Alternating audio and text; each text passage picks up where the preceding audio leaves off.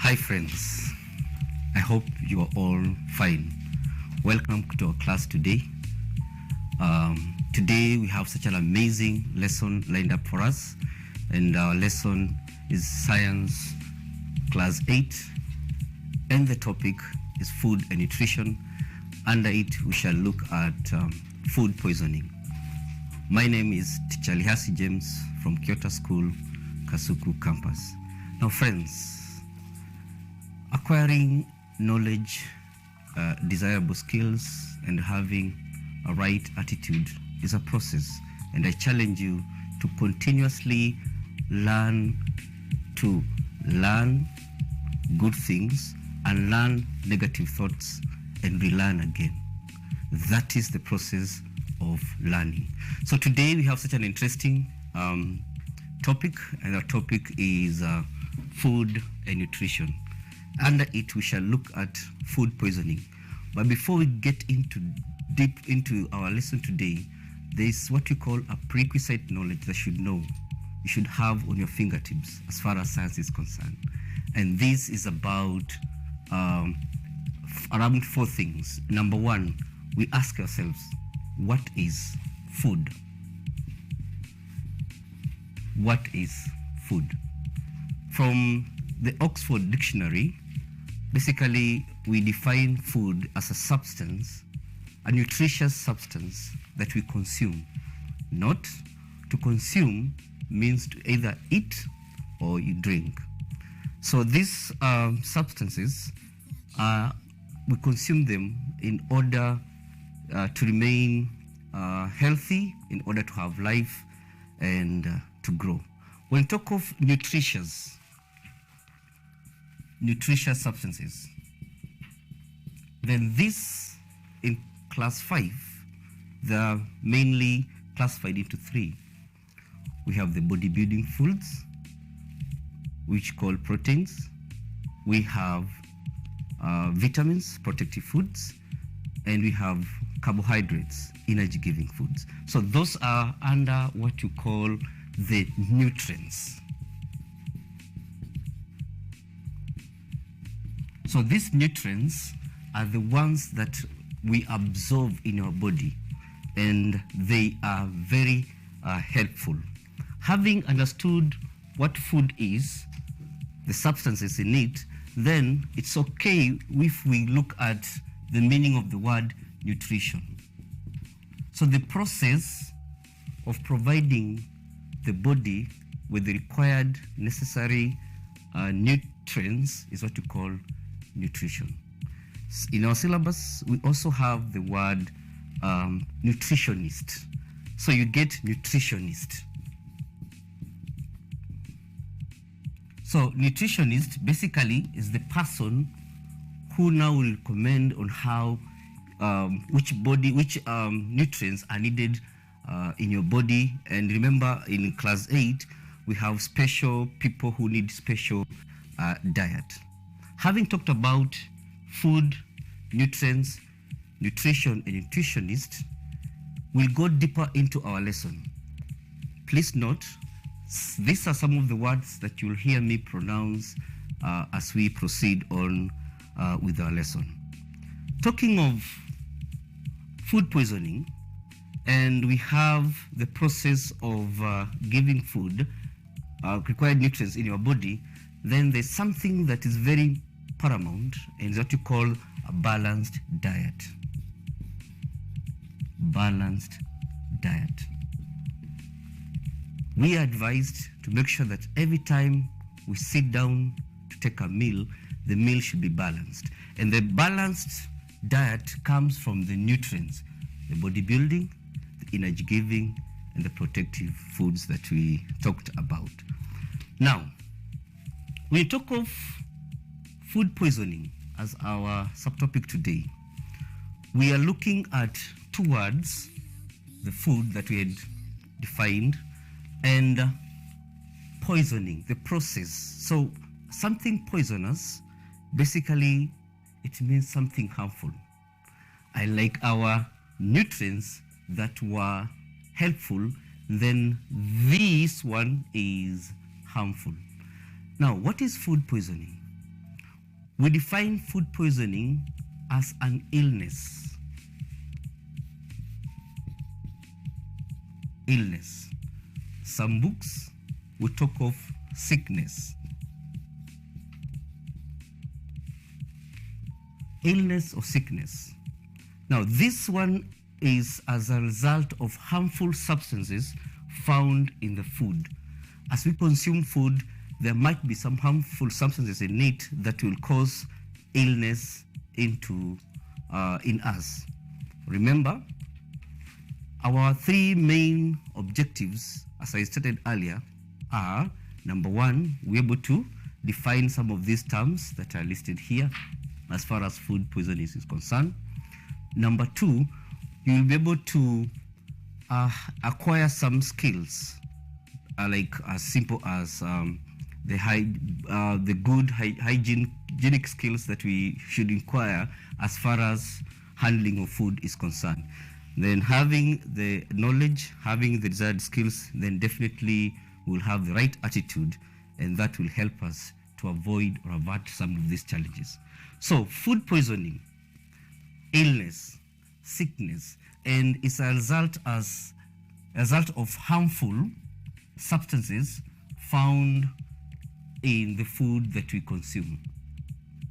Now, our syllabus advises us to get to know the agents of poisoning. How does this happen?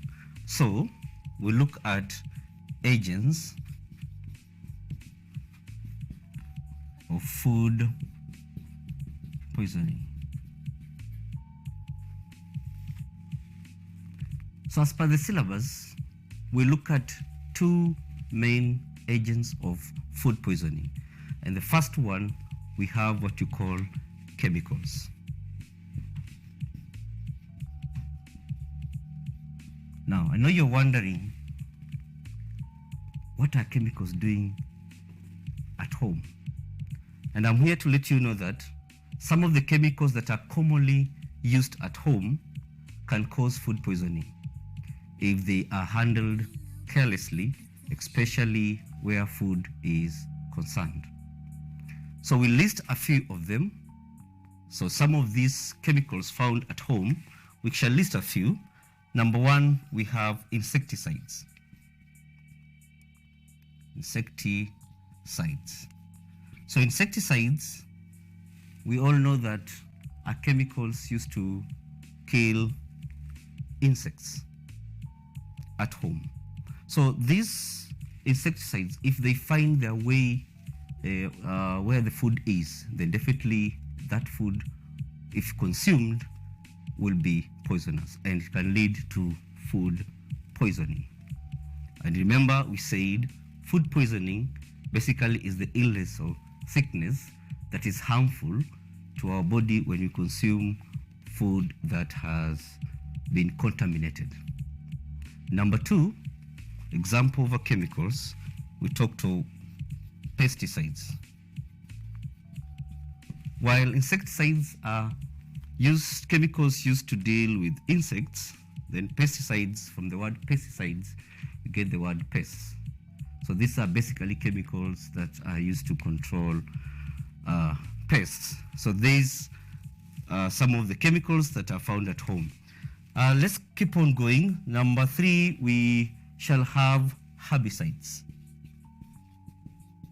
Herbicides are also some of the chemicals that are used at home, found at home, that when they find their way to on food, then we consume that food, and then that can lead to food poisoning.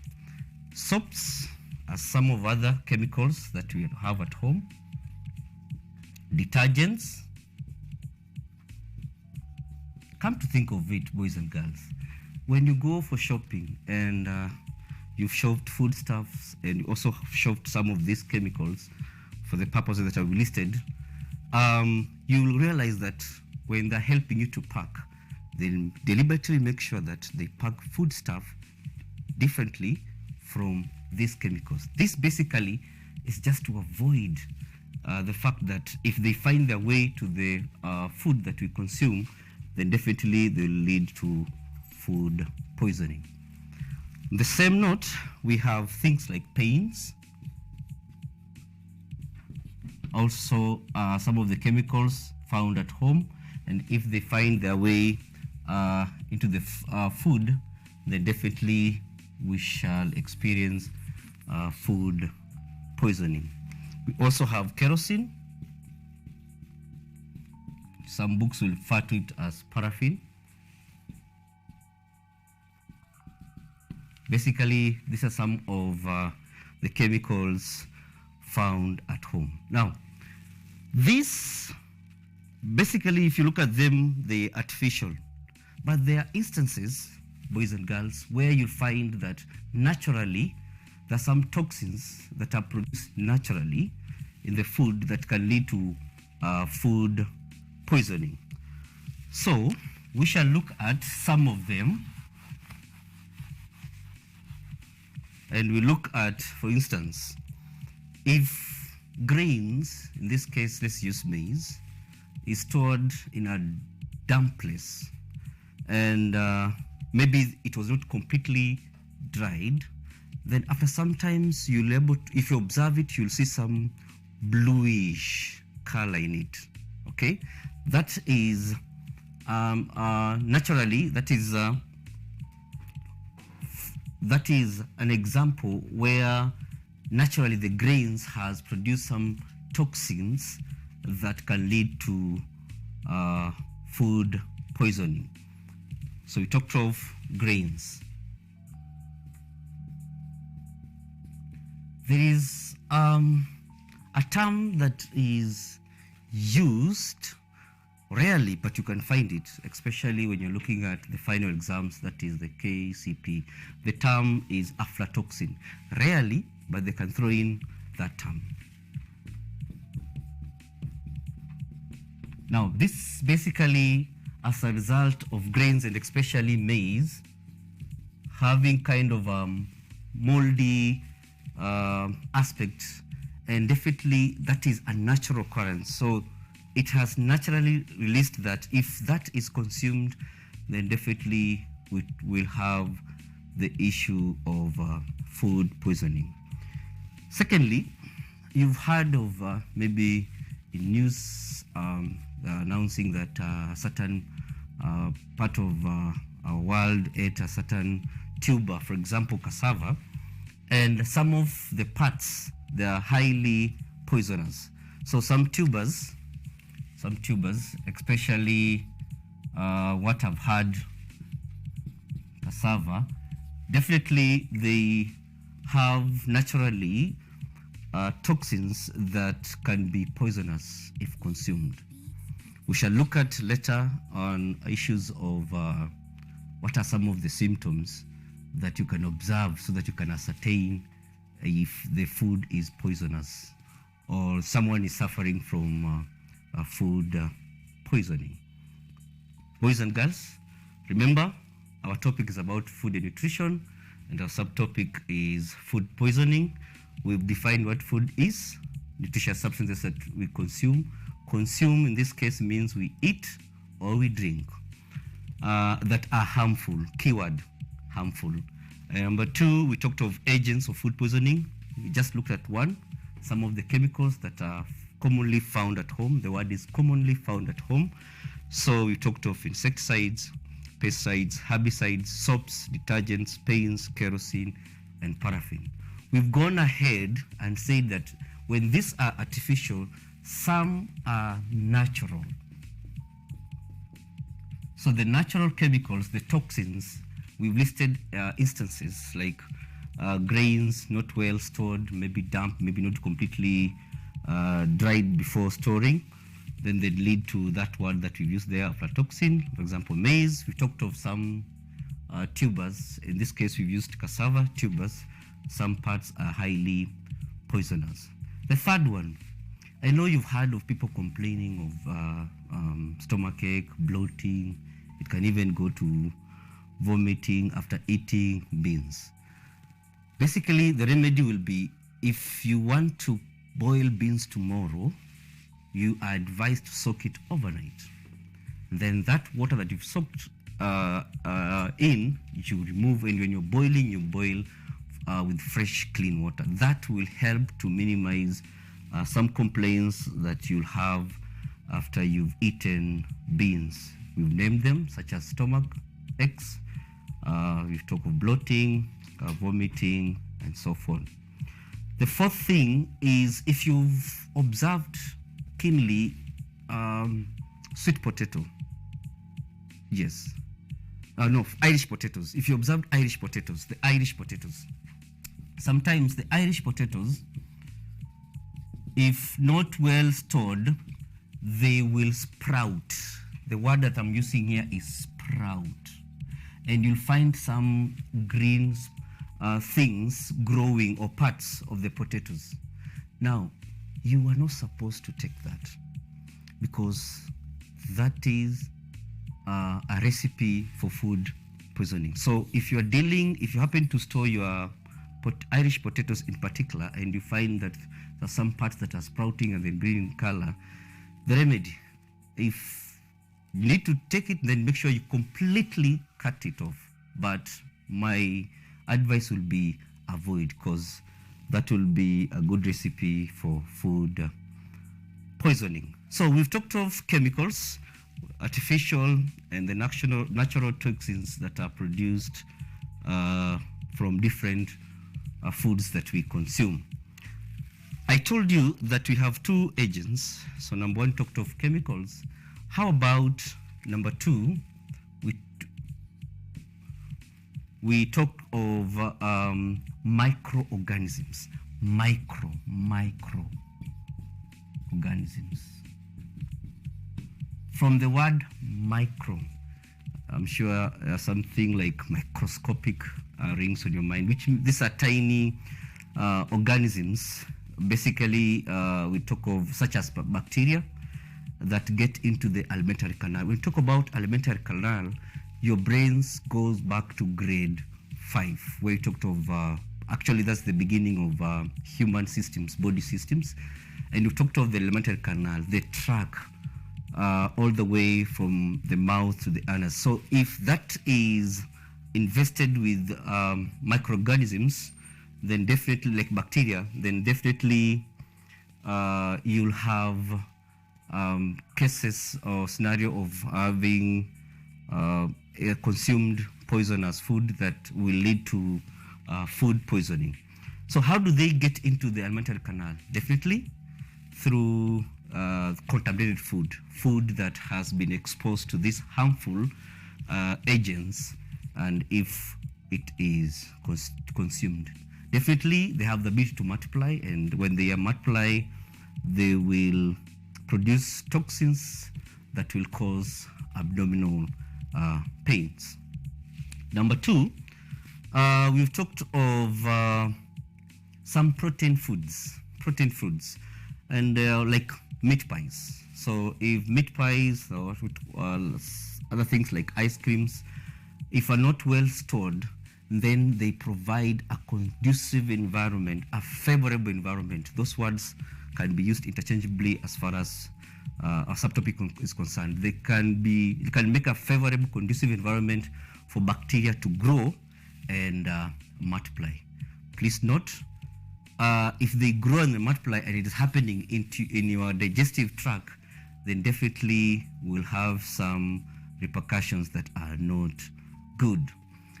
Similarly, under the microorganisms, if food, for example, is not stored, let's just use a piece of bread. If not well stored, then definitely you realize that there are some molds. We talk of molds growing on it. Your brains go back to grade 5 under classification of plants. So molds will be under non-green plants, what you call fungus. So they grow. Definitely, if you consume that bread, then you'll be a candidate of food poisoning. Now, boys and girls, having talked of food poisoning as our subtopic, talked of chemicals and microorganisms are agents of food poisoners. Food poisoning, how will you know that someone is suffering from food poisoning? Now, we talked of signs and symptoms. Some books will use those two words interchangeably, but I'm here to clarify that symptoms basically are feelings, sensations. That's why when you go to a doctor, you'll say, doctor will ask you, how are you feeling? Oh, I'm feeling fever, or such kind of things. Those are basically the symptoms that we're going to look at as far as food poisoning is concerned. And we have signs. Signs, basically, boys and girls, are observable characteristics. So for us here, we shall work with symptoms. So let's talk about symptoms of food poisoning. Symptoms of food poisoning. Now, the following are basic symptoms of food poisoning that we can look at. Number one, we'll talk of vomiting.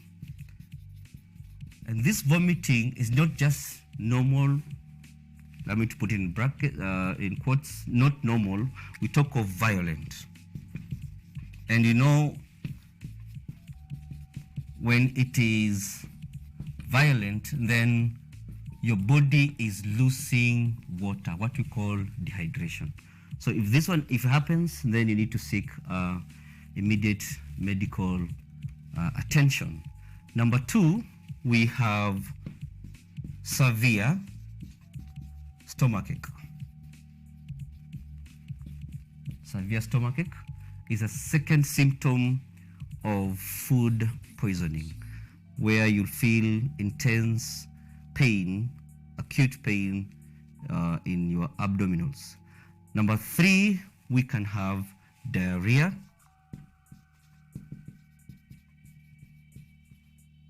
As the third symptom of food poisoning. Remember, boys and girls, I've said symptoms are feelings or sensations that a person will experience when he or she is undergoing different thing, in this case, food poisoning. We also have fever.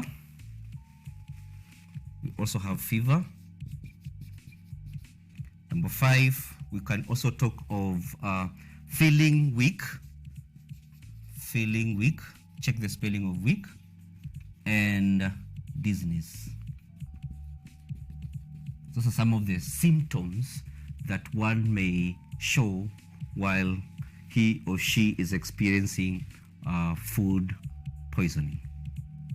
Now, having talked of food poisoning as our subtopic, having talked of food and nutrition as under food and nutrition, and we've talked of agents of food poisoning, whereby you mentioned chemicals, and you also mentioned microorganisms, and we talked of now symptoms, the sensations that one may feel when he or she is experiencing food poisoning. Is a good thing for us to talk of ways of preventing food poisoning. At this particular point in time, people indulge in eating healthy. So we have to be hands-on to ensure that we prevent cases or instances of food poisoning. And basically, boys and girls, we're going to look at the unhygienic practices of handling food that can lead to food contamination and hence food poisoning. And up there, we talked of favorable conditions or conducive conditions for growth of microorganisms, and we are looking at warmth, dirt, moisture, and definitely darkness. So we shall focus mainly on the positive or the good food hygienic practices. So if we capture the good food hygienic practices, then definitely we will live or consume food that is free from the agents of food poisoning. So let's talk about the food hygienic practices. Food hygienic practices. And number one, we should store food properly under right conditions. Storing of food properly under right conditions. So I pick the word right conditions as far as food storage is concerned. So remember up there we talked of favorable, conducive environment or conditions where bacteria can grow.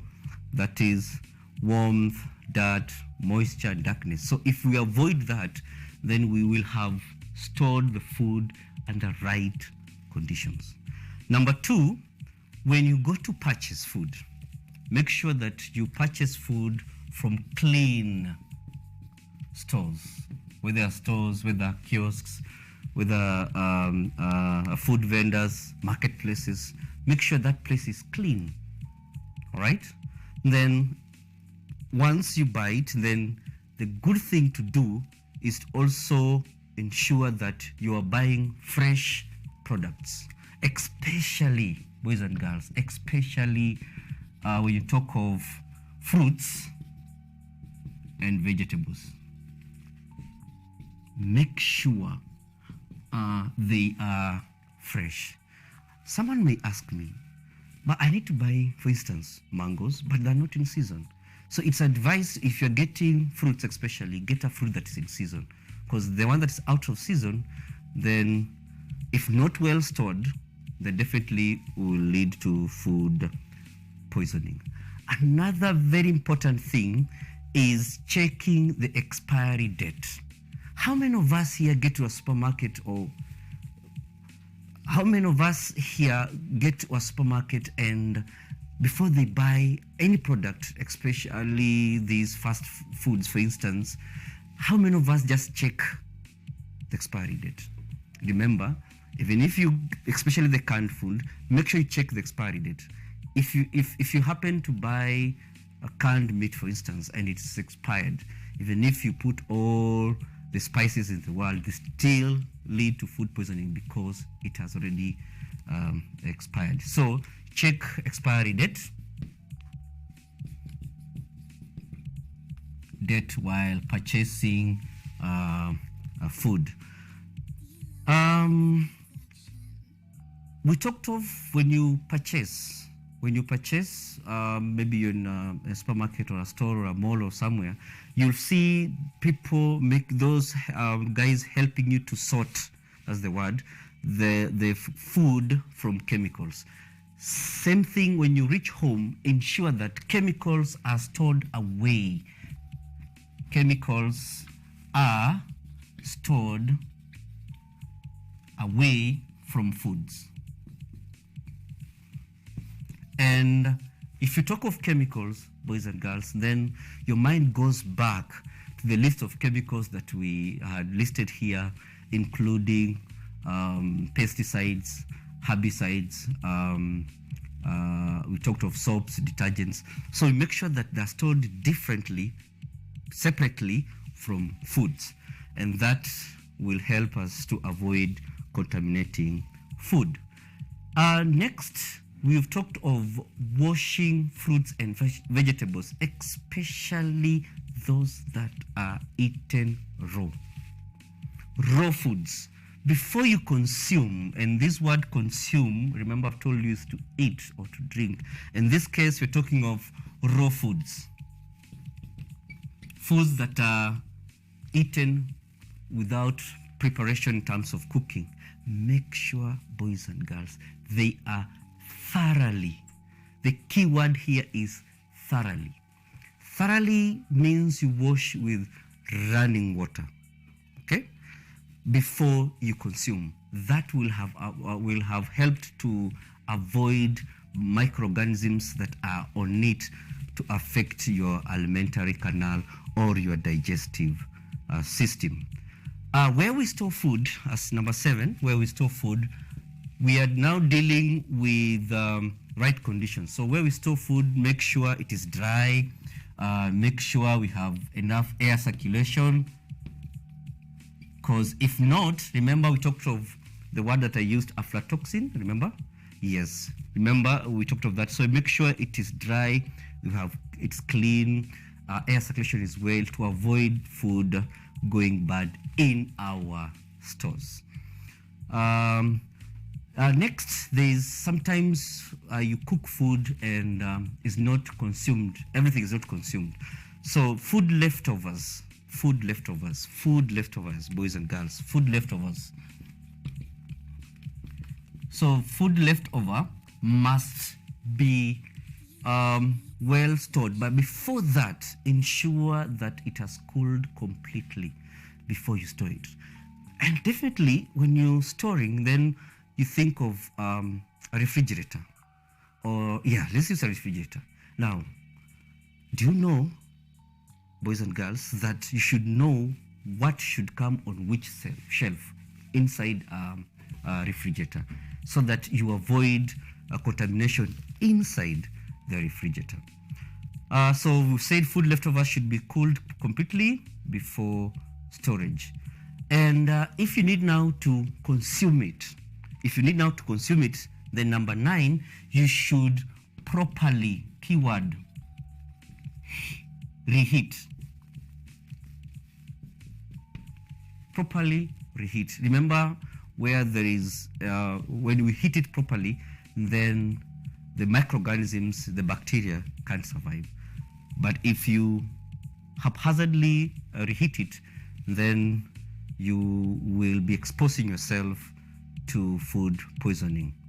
How about those foods that are in our freezer? So if you need to prepare them, number 10, boys and girls, then the key word is thaw. Make sure that you thaw them thoroughly before you use them. Thaw them thoroughly before we use them. Now, in the process of preparing food in the kitchen, as number 11, then you have some books will say kitchen refuse, some books will say kitchen waste, like peels and so on. When you're preparing food, ensure that the kitchen refuse, kitchen waste are away from foods. They are away. For example, the peels.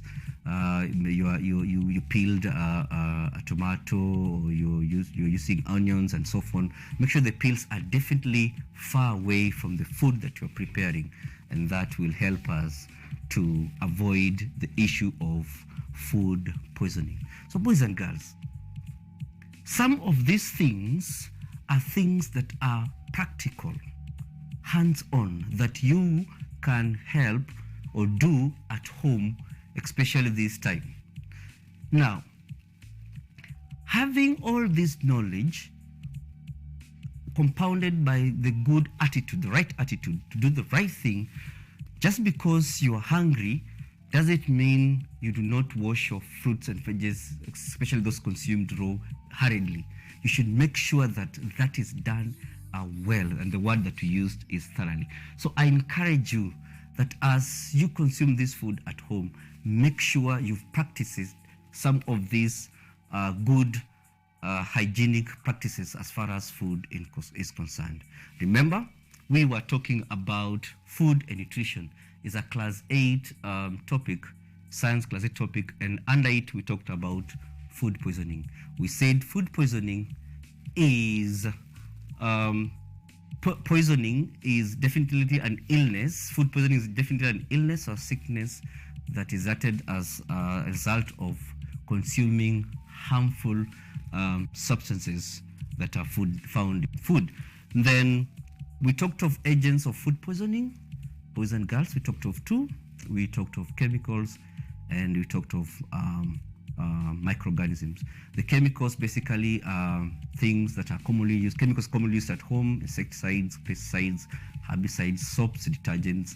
And we said that sometimes naturally, they can occur naturally. The toxins can occur naturally. And we've looked at 3 main things.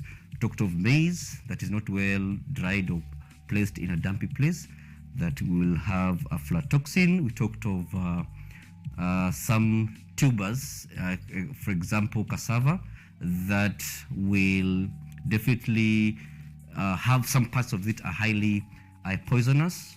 We also talked of moldy fruits, green or sprouting parts of potatoes, especially the Irish potatoes. completely cut them out. We had also a remedy for bloating, stomachache, and even vomiting when one consumes beans, and you said you should soak it overnight and then drain away that water and boil it with fresh water.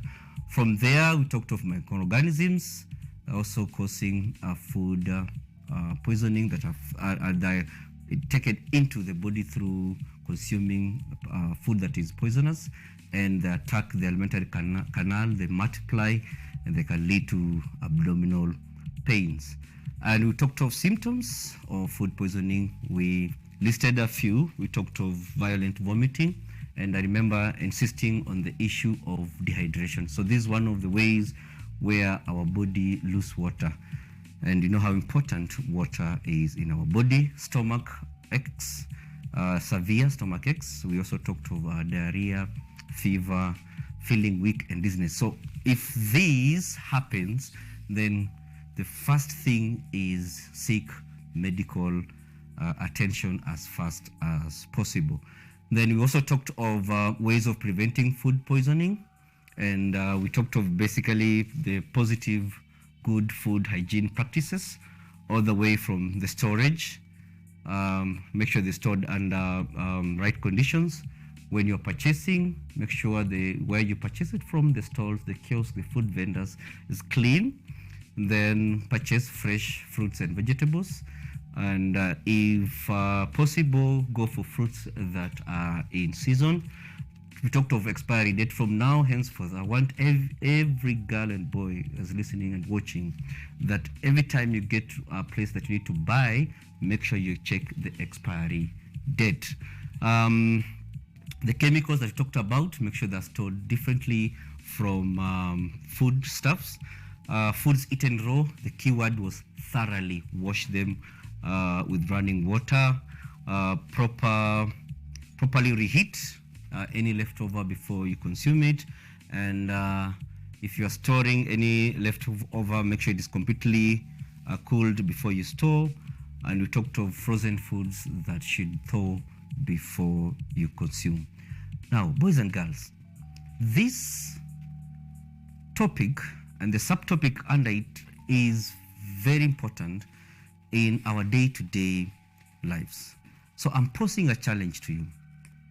As we proceed on with the sessions, I need you to discuss various food hygiene practices that will help to guard against food poisoning at home. Apart from this, what are other ways, what are other food, good food hygienic practices that we can use, that you can customize in your place to avoid food poisoning? Now, some of the questions that can be asked in an exam setup, and I'll draw your attention to the just concluded KCP, question 2021, question 2022, question 33. There's a question on bodybuilding foods. Remember when I was starting the topic, we talked of foods, and we talked of nutrients, and we mentioned three: the bodybuilding, we also mentioned the energy giving, and the protective. So there's a question on the same on the bodybuilding. So they were looking for protein.